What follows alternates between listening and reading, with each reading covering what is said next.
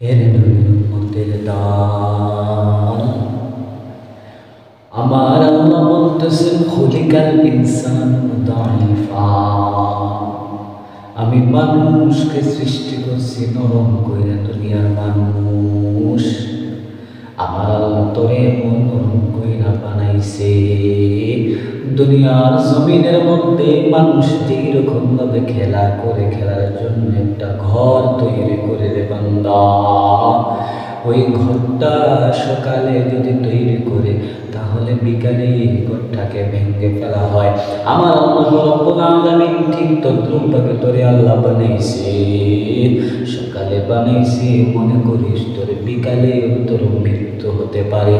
মৃত্যুর কোনো তারিখ হয় না, মৃত্যুর কোনো সময় হয় না, মৃত্যুর কোনো ঠিক ঠিকানা নাই। আমার আল্লাহ যখন চাইবে, আমার আল্লাহ যখন চাইবে তখনই তোর মৌত হয়ে যাবে। আল্লাহ রাব্বুল আলামিনের হাতে রশি ধইরা রাখছে রে বান্দা। ওই রশিটা ধইরা রশিটারে সাইরা দিছে তুই পৃথিবীর জমিনের মধ্যে আগমন কইরা। আল্লাহ দুনিয়ার জমিনের মানুষ, দুনিয়ার জমিনের মধ্যে আল্লাহ তোরে পাঠাইছে, তুই আল্লাহর নাফরমানি করিস, তুই আল্লাহর কথা মানিস না, তুই আল্লাহর নাফরমানি করিস, আল্লাহর ইবাদত করিস না, রাসূলের শানে বেয়াদবি করিস। দুনিয়ার মানুষ আল্লাহর হাতে রশি মনে রাখিস রে, যতই আল্লাহর নাফরমানি করস, যতই আমার নবীর শানে বেয়াদবি করস, আমার আল্লাহ যেই সময় রশিটা ধরে টান মারবে, তুই দুনিয়ার জমিনের মধ্যে ক্ষমতা কাটাইতে পারবি না, তুই দুনিয়ার জমিনের মধ্যে আর শক্তির বড়াই দেখাইতে পারবি না, তুই দুনিয়ার জমিনের মধ্যে আর টাকার বড়াই দেখাইতে পারবি না। এর দুনিয়ার মানুষ একটাবার চিন্তা করে দেখো না, আল্লাহ তোর এত সুন্দর গঠন দেয়া তৈরি করছে রে দুনিয়ার মানুষ। একটাবার নিজের দিকে তাকিয়ে দেখ, আমার আল্লাহ তোর এত সুন্দর কইরা বানাইছে।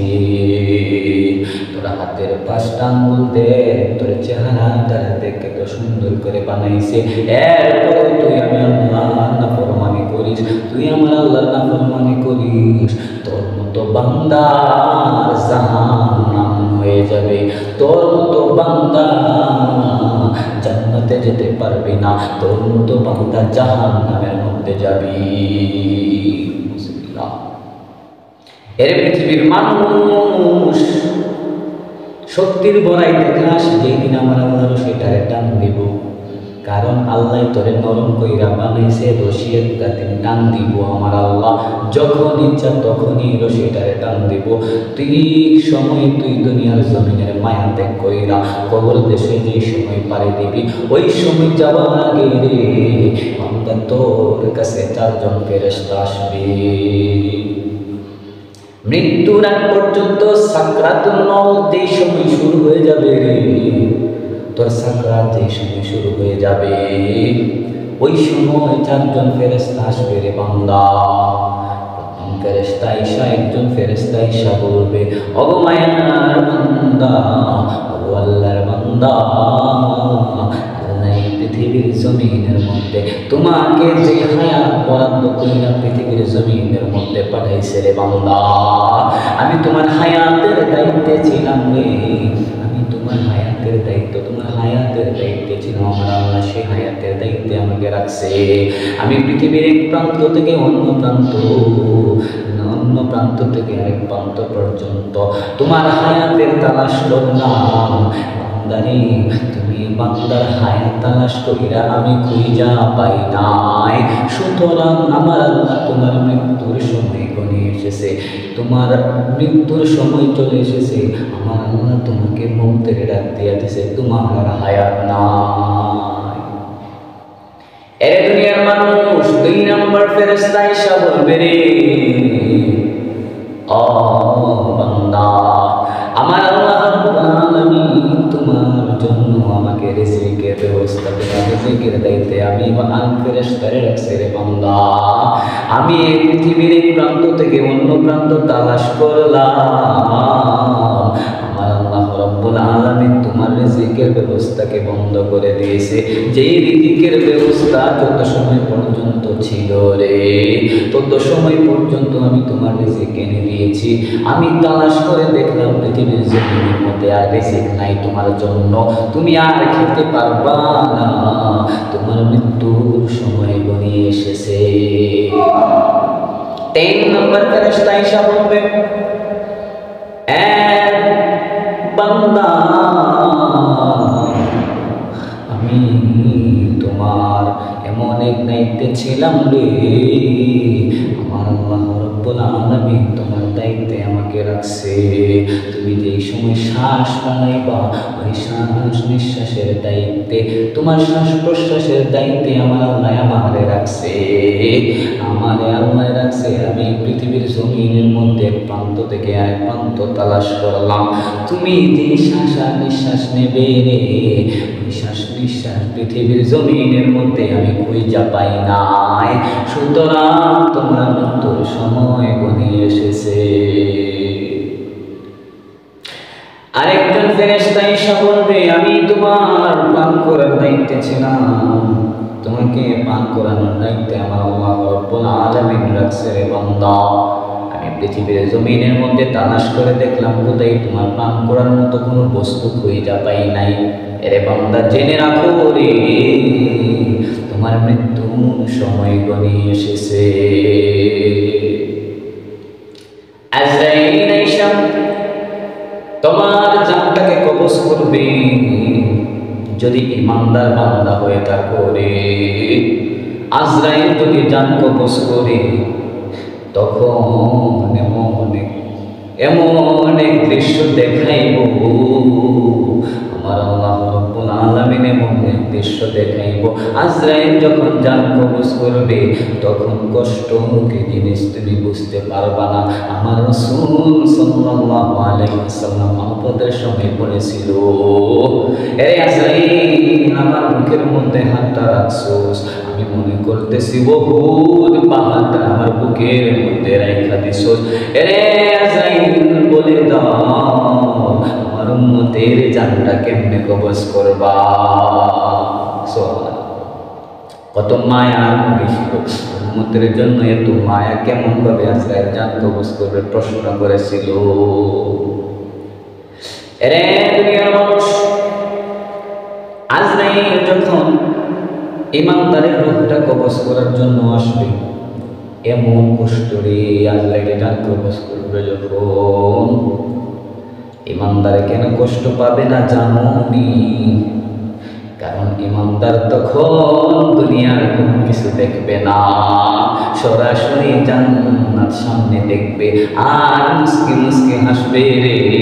আজরাইল জানটা কবজ করবে আর আমি জান্নাতে যাব। ওই সময় কষ্ট হবে ঠিক, কিন্তু কষ্টটা বুঝতে পারবে না। যেমন করে সমুদ্রের এক প্রান্তের মধ্যে স্বর্ণের টুকরা রাখা, মানুষ এই পারে দাঁড়ানো অবস্থায় দেখতেছে, ওই পারের মধ্যে একটা স্বর্ণ দেখা যায়। ওই সমুদ্র যখন পার হবে, শীতের কনকনে রাতে পানির মধ্যে ঝাঁপ দেয়, কেন কি স্বর্ণের রূপ তার অন্তরের মধ্যে আছে। ঠান্ডা কি জিনিস তখন সে বুঝে না, পানির মধ্যে নাই বা সাগরের প্রান্ত থেকে অন্য প্রান্ত যায়, শীতের কনকনে কি বুঝতে পারে না, কারণ তার মধ্যে স্বর্ণের লোভ ঢুকে গেছে। কিভাবে ওই শূন্যটা আদায় করবে? ঠিক তদ্রূপভাবে জান্নাতে ঈমানদারদের জানটা যখন আজরাইল কবজ করার জন্য আসবে, জান্নাতে ব্যক্তি তো জান্নাতকেই দেখতে পারবে। আর যদি নসিব হয় আমার দয়াল নবীকেও দেখতে পারে। রূহ কবজ করার পর ঈমানদারের রূহ যাবে ইল্লিনে, বেঈমানের রূহ যাবে সিজ্জিনে। বেঈমানদের রূহ যখন কবজ করবে, কষ্টের সীমা হবে না, কষ্টের সীমা হবে না। কবরের মধ্যে জানাজার নামাজ আদায় হবে, বান্দারে তার কবরের মধ্যে রাখা হবে। প্রথম ফেরেশতা শামাউন বিন সাবিত হাতের মধ্যে ওই রূহটা সাদা কাফনের মধ্যে, সাদা কাপড়ের মধ্যে ওই রূহটা নিয়ে আইসা তার বডির মধ্যে দিয়া দেবে আর বলতে থাকবে রে এ বান্দা তুমি তোমার আমল নামা লেখো। সব মানুষের কবরের মধ্যে ঈশা বলবে বান্দা তুমি তোমার আমল নামা লেখো। বান্দা বলবে আমার কাছে তো কলম নাই, আমার কাছে তো কালি নাই, আমি কিভাবে লিখবো? ওই ফেরেশতা ডাক দিয়ে বলবে এই কবরের মধ্যে আজকে তোমার কলম হবে শাহাদাত আঙ্গুল আর কালি হবে তোমার মুখের থুতু। এরে বান্দা লেখো লেখো তোমার আমল নামা লেখো। বান্দা তখন তার নিজ আমল নামাগুলো লিখতে থাকবে আর বলতে থাকবে দুনিয়ার জমিনের মধ্যে কত গুনার কাম করছি, কোন জায়গায় কোন গুনার কাম করছো, কোন জায়গায় কোন নেকির কাম করছো রে নিজ হাতে লেখা শুরু করবা আর নিজ হাতে লেখবা, চোখের পানি পলায়া কানবা। বলতে পারেন ওই সময় তো আমি আমার আমল নামা লিখতেছি, আমি গুনার কামগুলো লিখতে পারবো না। এরে দুনিয়ার মানুষ জেনে রাখো মৃত্যুর পরে তোমার বডি আর তোমার থাকবে না, মৃত্যুর পরে তোমার হাত আর তোমার হাত থাকবে না, সবকিছু আমার আল্লাহর কথা শুনবে, তোমার কথা না। কিয়ামতের ময়দানে হাত সাক্ষী দিবে, তোমার হাতকে তুমি ব্যবহার করতে পারবে না, তোমার মুখটাকে তালা দেওয়া হবে, তোমার অল বডি আল্লাহর দরবারে সাক্ষী দেবে, তুমি তোমার বডিটাকে ব্যবহার করতে পারবে না। মৃত্যুর পরে তোমার বডির কাম শেষ। এর দুনিয়ার মানুষ তখন তারা আমল নামা সে নিজ হাতে লিখতে থাকবে, আমল নামা লিখবে, কাগজ কোথায় পাইবে? কাফনের কাফন হবে তার কাগজ, কলম হবে শাহাদাত আঙ্গুল, কালি হবে মুখের থুতু। লেখা যখন লেখা শেষ হয়ে যাবে ওই আমল নামাটা ঝুলাইয়া দেবে তার গলার মধ্যে, তখন মুনকার নাকির ফেরেশতা ঈশা বান্দারে প্রশ্ন করার আগে তার আমল নামাগুলা দেখবে, পরে তার বান্দাকে প্রশ্ন করবে। তিনটা প্রশ্ন, তোমার রবকে? ইমানদার বান্দা হলে বলে রব্বি আল্লাহ, বেঈমান বলবে লা ইয়াদরি, আমি জানি না। 2 নাম্বার প্রশ্ন করবে তোমার দিন কি?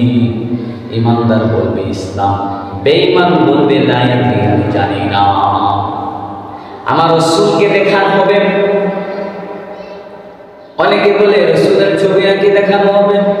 আরে না না, সরাসরি কবর থেকে আমার রাসূলের রওজা মুবারকের মধ্যে একটা রাস্তা হয়ে যাবে আর দেখানো হবে রে ওই ব্যক্তি সম্পর্কে তোমার ধারণা কি। ইমানদার যদি পৃথিবীর জমিনের মধ্যে আমার রাসূলের মহব্বত অন্তরের মধ্যে ধারণ কইরা কবরের মধ্যে যেতে পারে রে, আমার রাসূলের রওজা মুবারকে আমার রাসূলকে দেখে বলবে ইনি তো আমাদের নেতা, ইনি তো আমাদের রাসূল, যার মহব্বত নিয়ে আমি কবরে আসছি, যাকে ভালোবেসে দুনিয়ার জমিনের মধ্যে কাটাইছি, ইনি তো মুহাম্মদুর রাসূলুল্লাহ সাল্লাল্লাহু আলাইহি ওয়াসাল্লাম।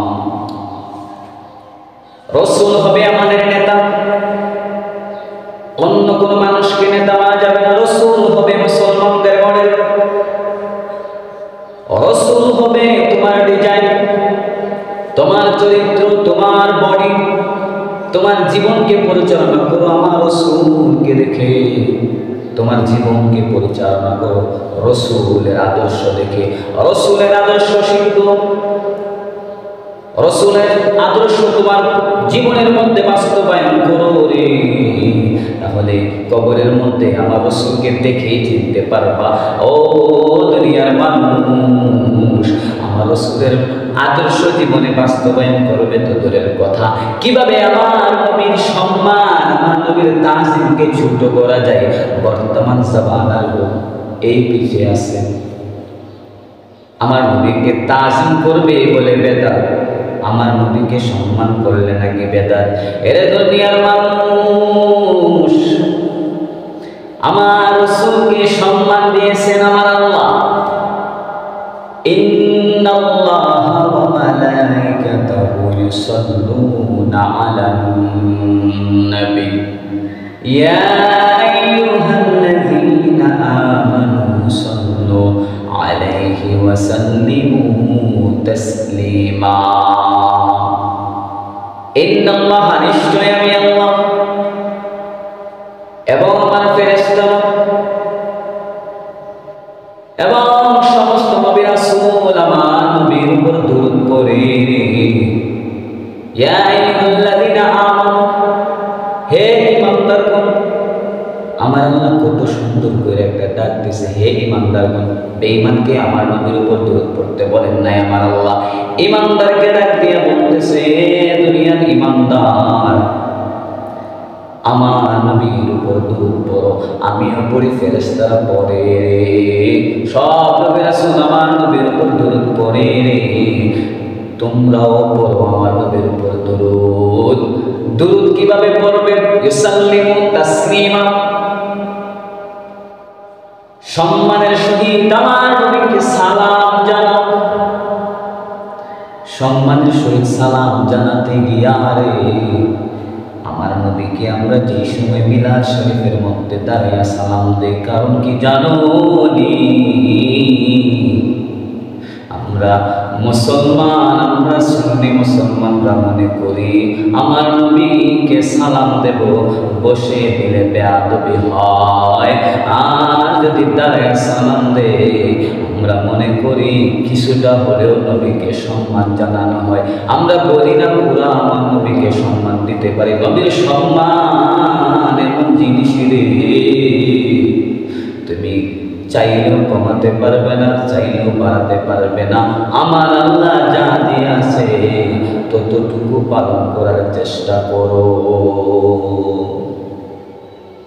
আমার নবী বলেন, যে ব্যক্তি আমি নবীর উপর একবার দুরূদ শরীফ পড়বে রে, ওই দুরূদ শরীফের খাতিরে আমার আল্লাহ রাব্বুল আলামিন তার জীবনের মধ্যে 10টা নেকি দান করবে। তার নেকির খাতার মধ্যে 10টা নেকি লেখা হবে, আর 10টা গুনাহ আমার আল্লাহ মাফ করে দেবে। 10 বার মাগফিরাত তার জন্য নাজিল হয়ে যাবে।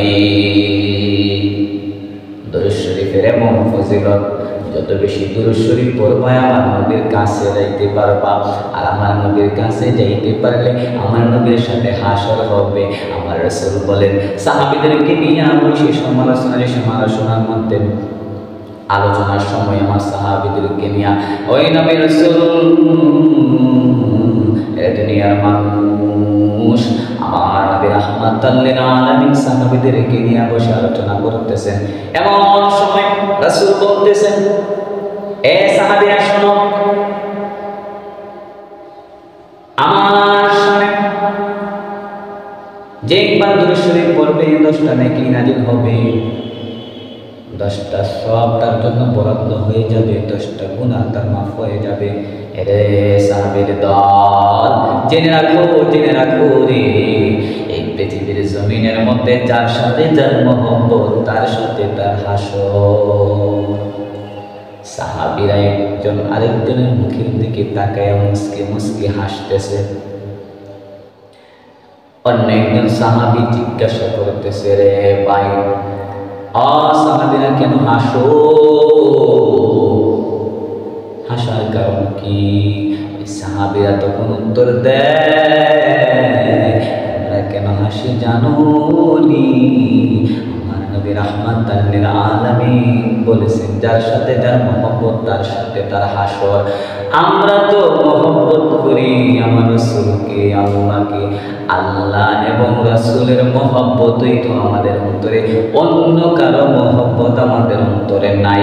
এতে বোঝা যায় আমাদের হাসর হবে দয়াল নবীর সাথে। দুনিয়ার জমিনের মধ্যে রাসূলের মহব্বত আদায় করো। যদি রাসূলের মহব্বত অন্তরের মধ্যে ঢুকাইতে পারো, কাল কিয়ামতের ময়দানে আমার রাসূলের সাথে তোমার হাসর হবে। রাসূল নিজে বলে গিয়েছেন, মায়ার উম্মত হও, নবীর শাফায়াত পাইবা। মায়ার উম্মত হও, মৃত্যুর সময় শান্তিতে মরতে পারবা। মায়ার উম্মত হও, পৃথিবীর জমিনের মধ্যে অশান্তিতে ভুগবা না, শান্তিতে ভুগে পৃথিবীর জমিনের মায়া ত্যাগ করবা। আমার নবীর শানে বেয়াদবি করবা, আমার নবীর শানে বেয়াদবি করবা, আমার আল্লাহর নাফরমানি করবা, পৃথিবীর জমিনের মধ্যে তুমি কষ্ট ভোগ করবা, আর বলবা আল্লাহ কি আমাকে ছাড়া আর কাউকে চোখে দেখে না, আমাকে কেন এত কষ্ট দেয়। আমার আল্লাহ রাব্বুল আলামিন গুনার কারণে গজব নাযিল করেন। আমার গজব নাযিল করে বান্দাকে পরীক্ষা করেন। দুইটা জিনিস খুব খেয়াল করবেন। গজব যদি আসে, বান্দা ধৈর্য ধারণ করে আমার আল্লাহর তাওয়াক্কুল করো, আমার আল্লাহর ইবাদত করো, আমার রাসূলের তায়াত করো, আমার রাসূলের আদর্শ বাস্তবায়ন করো। আমার আল্লাহ রাব্বুল আলামিন এই পৃথিবীর জমিনের মধ্যে যদি ভূমিকম্প হয়, কেন জানোনি? এই পৃথিবীর জমিনের মধ্যে ভূমিকম্পের কারণে সারাটা পৃথিবী একটা কম্পন সৃষ্টি হয়। কেন জানোনি? পৃথিবীর জমিনের মধ্যে 29টি বড় বড় পাহাড় আমার আল্লাহ তৈরি করে রাখছে, আর একজন ফেরেশতাকে দায়িত্ব দিয়ে রাখছে। আল্লাহ রাব্বুল আলামিন যদি দেখে পৃথিবীর জমিনের মধ্যে বেশি গজব, বেশি নাফরমান শুরু হয়েছে আমার আল্লাহ, ওই সময় আমার আল্লাহ রাব্বুল আলামিন ওই ফেরেশতাকে ডাক দিয়ে বলে, এ ফেরেশতা, এই পাহাড়গুলোর একটু নাড়া দাও। ওই পাহাড়গুলোকে নাড়া দেওয়ার কারণে আমার আল্লাহ রাব্বুল আলামিনের অর্ডার পাইয়া ফেরেশতা যখন মাটিকে নাড়া দেয়, পাহাড়কে নাড়া দেয়, সারা পৃথিবী কম্পন সৃষ্টি হয়ে যায়। এর নামে বিজ্ঞানীকে নাম দিয়েছে ভূমিকম্প। এটা কোনো সাধারণ ভূমিকম্প নয়, এটা হলো আমার আল্লাহর গজব। বান্দারে, আমার আল্লাহর গজব থেকে বাঁচতে হলে আমার আল্লাহর তাওয়াক্কুল, আমার আল্লাহর ইবাদত খুব মনোযোগ সহকারে আল্লাহ রাব্বুল আলামিনের ইবাদত করতে হবে। আল্লাহর ইবাদত ছাড়া পৃথিবীর জমিনের মধ্যে শান্তি হাসিল করা যাবে না। তুমি খারাপ কাজের মধ্যে ঢুকে গেছো, আমার আল্লাহ ইবাদত করো, আমার আল্লাহকে ডাকো, আমার আল্লাহ তোমার ডাক কবুল করে নেবে। ফাযকুরুনি আযকুরুকুম ওয়াশকুরুনি ওয়ালা তাকফুরুন। বান্দা একবার আমার আল্লাহর ডাকে, আমার আল্লাহ আমাকে ডাকতে। বান্দা তুমি আমার আল্লাহর ডাক দিবা, আল্লাহ তোমাকে কাছে টেনে নেবে। ওই যে কবির মধ্যে কত সুন্দর করে লেখে, তোমাকে ডাকে যদি একবার আল্লাহ, আমাকে কাছে টানো বারবার। আমার আল্লাহকে একটা বার ডাক দিয়া দেখো, আমার আল্লাহ তোমারে বারবার কাছে টেনে নেবে। আমার আল্লাহ তওবাকারীকে খুব পছন্দ করে। আমার আল্লাহর কাছে যখন বান্দা তওবা করে, আমার আল্লাহ ফেরেশতারা সাক্ষী রাখে, ফেরেশতারা দেখো, তোমরা বলেছিলা মানুষ জাতি বানাইতাম না, মানুষ জাতি বানানোর দরকার নাই, দেখো দেখো আমার আল্লাহ ফেরেশতারা ডাক দিয়ে বলে, দেখো রে আমার বান্দা আমার নাফরমানি কইরা আজকে তওবা করার জন্য আমার কাছে হাত বাড়াইছে। ফেরেশতারা সাক্ষী থাকো, আমি আল্লাহর মায়া হইছে, আমি আল্লাহর দয়া হইছে, আমি আল্লাহ আমার বান্দার পিছনের জিন্দেগির সমস্ত গুনাহে মাফ করে দিলাম। একটা বার আল্লাহ রাব্বুল আলামিনের দরবারে দুইটা হাত বাড়াইয়া নিজের গুনার প্রতি শর্মিন্দা হয়ে যাও, আমার আল্লাহ রাব্বুল আলামিন তোমার পিছনের জিন্দেগির গুনাহ মাফ করে দেবে। তোমার হায়াতের মধ্যে আমার আল্লাহ বরকত দান করে দেবে। তোমার মৌতের সময় আল্লাহ রাব্বুল আলামিন আজরাইলকে যখন জান কবজ করার জন্য পাঠাবে, তখন তোমার মনে হবে আজরাইল তোমার জান কবজ করতেছে আর তোমার জন্য জান্নাত অপেক্ষা করতেছে। আখিরাতের প্রথম মঞ্জিল এই কবর। দুনিয়ার জমিনের মধ্যে ভালো কাজ করবা, আল্লাহর ইবাদত করবা, আল্লাহর আদেশ নিষেধ মেনে চলবা, রাসূলের মহব্বত অন্তরে ধারণ করবা, প্রথম মঞ্জিল যদি পার হতে পারো, বাকি সব ঘাট তোমার জন্য সহজ হয়ে যাবে। আমার আল্লাহ রাব্বুল আলামিন ওই রাসূলের মহব্বত, রাসূলের আদর্শ, আমার প্রিয় হাবিব সাল্লাল্লাহু আলাইহি সাল্লামের সুন্নাত আমাদের জীবনের মধ্যে ধারণ করার তৌফিক আমার আল্লাহ রাব্বুল আলামিন যেন দান করেন, সকলে বলি আমিন। এবং ওই মালিকের আদেশ নিষেধ, হালাল হারাম মেনে চলতে পারি, সেই তৌফিকও যেন আমার আল্লাহ রাব্বুল আলামিন দান করে, সকলে বলি আমিন। আবারও আল্লাহর কাছে ফরিয়াদ, যেই সময়ে মালাকুল মউত আজরাইল আসবো, ওই সময় যেন দয়াল নবীজির মধুর কালেমা পান এবং মায়ার নবীজির চেহারা আমাদের সামনে দেখাইও, যাতে করে আজরাইলের জান কবজ করার কষ্টটা আমার দয়াল নবীকে দেখে দেখে ভুলে যায়। সুবহানাল্লাহ। আল্লাহ দরবারে ফরিয়াদ, আল্লাহ রাব্বুল আলামিন আমাদের দোয়া কবুল করুন, সকলে বলে আমিন। ওয়া আখিরু দাওয়ানা আলহামদুলিল্লাহি রাব্বিল আলামিন। আসসালামু আলাইকুম।